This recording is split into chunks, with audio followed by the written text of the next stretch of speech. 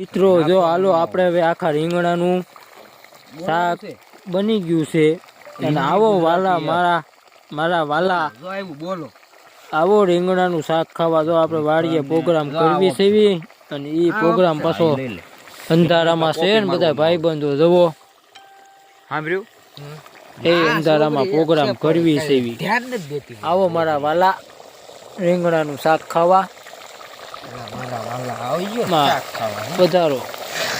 જો આપણે બની ગયું છે એવું કમ્પ્લીટ થઈ ગયું છે આમ જોઈ જુઓ તમે રસો થોડો પાકતો આવે છે હા બાકી તમે બોલો હવે પાકી જ ગયું છે અને હમણાં એને આખા રીંગણાને ઉપાડવાના છે ને આવો બધાય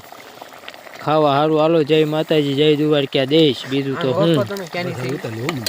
હવે ઉતારી લેવાનું થાય છે બોલો હેલો જવો મિત્રો